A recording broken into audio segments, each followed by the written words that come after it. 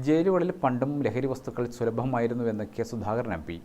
ഇത് തടയാൻ സർക്കാരിനാവുന്നില്ല. കഴിവുകെട്ട സർക്കാരാണിതെന്നും അദ്ദേഹം കണ്ണൂരിൽ പറഞ്ഞു.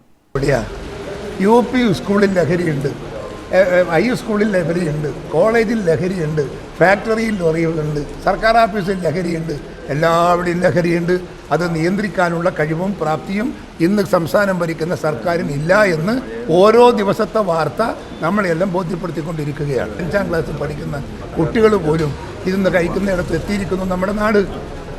ഇവിടെ ആരുണ്ട് ചോദിക്കാൻ നാഥനുണ്ടോ? ജയിലിൽ സുലഭമാണ്. ജയിലിൽ എല്ലാ കാലത്തും ഇപ്പോഴടുത്തൊന്നുമല്ല, ജയിലിൽ ഒരുപാട് കാലമായി ജയിലിൽ സുലഭമാണ്. ബന്ധമുള്ള ആളുകളാണ് കൂടുതൽ ജയിലിലുള്ളത്, കണ്ണൂർ സെൻട്രൽ ജയിലുള്ളതെന്നും അതുകൊണ്ട് അത് പാർട്ടിക്കാർ തന്നെയാണ് എത്തിക്കുന്നതെന്നുള്ള ആരോപണങ്ങളൊക്കെ ആരെടുത്ത് അതൊക്കെ സർക്കാർ അന്വേഷിക്കേണ്ടതല്ലേ?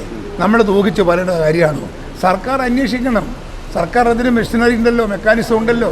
അത് ഉപയോഗപ്പെടുത്തി തൻ്റെ ഇടത്തോടെ നട്ടലിലൂടെ ഇത് കാണാനും അതിന് ഉത്തരവാദപ്പെട്ടവരെ കണ്ടുപിടിക്കാനും ആരാണ് ഇതിൻ്റെ ബിഹൈൻഡ് ദ സീൻ അതൊക്കെ കണ്ടുപിടിക്കേണ്ട ഉത്തരവാദിത്വം ഈ സർക്കാരിനില്ലേ? ജയിൽ ചാടുന്നതിന് ഗോവിന്ദച്ചാമിക്ക് ജയിലിനുള്ളിൽ നിന്ന് തന്നെ സഹായം ലഭിച്ചിട്ടുണ്ട് എന്നാണ് കരുതുന്നത്. സ്കൂളുകളിലും ജയിലുകളിലും അടക്കം ലഹരി സുലഭമാണ്. പുതുതലമുറയെ വഴിതെറ്റിക്കുന്ന സമ്പ്രദായം നാട്ടിൽ സ്ഥിരമായി ഉള്ളതാണ്. അത് നിർത്താൻ സർക്കാരിനാവുന്നില്ലെങ്കിൽ അത് തെളിച്ചു പറയുകയാണ് വേണ്ടതെന്നും കെ സുധാകരൻ പറഞ്ഞു. ഗ്രാമിക ന്യൂസ്, കണ്ണൂർ.